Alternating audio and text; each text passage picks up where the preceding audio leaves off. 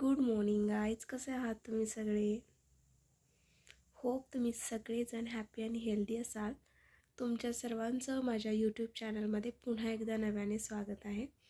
आणि आज मी तुमच्यासोबत शेअर करणार आहे एक नवीन रेसिपी, जी सगळ्यां कॉमन आहे, बट मी माझ्या पद्धतीने कशी बनवते हेच मी तुम्हाला सांगणार आहे. सो मी आज बनवते एग करी. सो व्हिडिओ पूर्ण बघायला बिलकुल विसरू नका गाईज.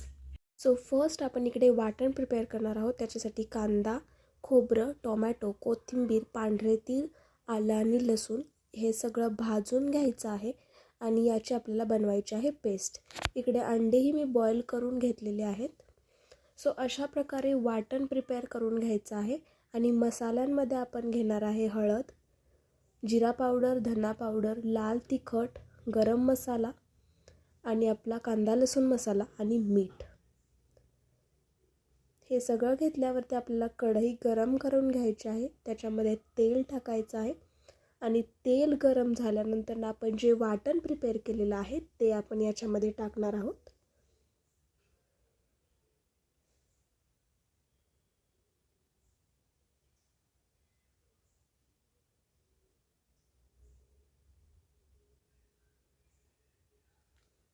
आणि वाटण तेलामध्ये चांगलं परतून भाजून घ्यायचं आहे, जोपर्यंत की त्याचा कलर चेंज होत नाही.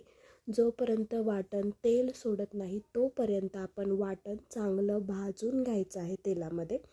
तरच तुमची जी करी आहे 10 ते 15 मिनटं वाटण चांगलं भाजून घ्यायचं आहे.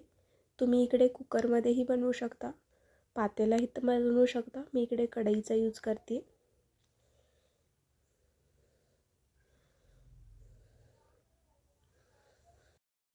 वाटण चांगलं भाजून घेण्यासाठी थोडीशी मेहनत लागते, पण जर तुम्ही चांगलं भाजून घ्याल जेवढं, तेवढी तुमची टेस्टी एग करी होणार आहे. नंतर आपण याच्यामध्ये मीठ टाकणार आहोत.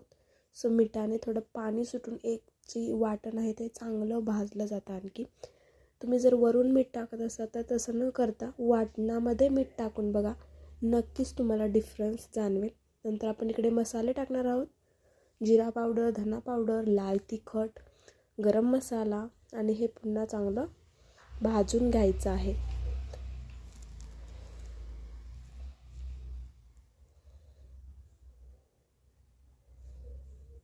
नंतर ना आपण इकडे ॲड करणार आहोत आपला घरचा कांदा लसूण मसाला, चटणी. हेही चांगलं भाजून घ्यायचं आहे, एकत्र मिक्स करून घ्यायचं आहे.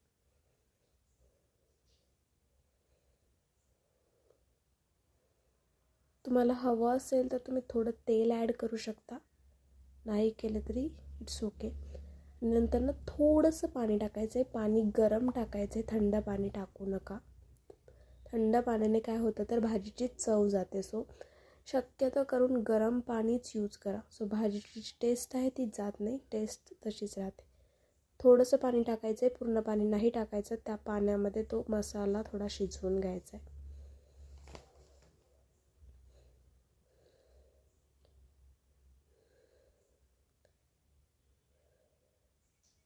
अशा प्रकारे थोडं थोडं पाणी टाकायचं.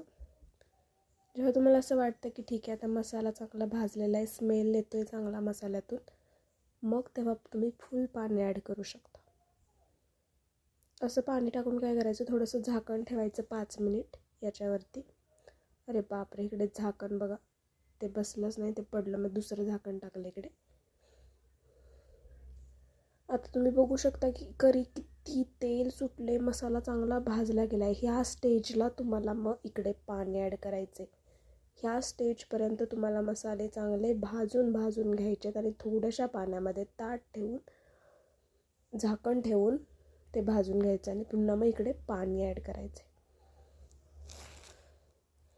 तुम्ही बघू शकता किती छान असा कलर येतोय आणि लास्टला तो हळूहळू जसे जसे मसाले भाजले आटलं जाईल भाजी, तशी तशी त्याची कलर बदलत जाईल. आता तुम्ही इकडे फुल सगळं जेवढं तुम्हाला क्वांटिटीमध्ये रस्सा बनवायचा आहे तेवढं पाणी तुम्ही इकडे ॲड करू शकता.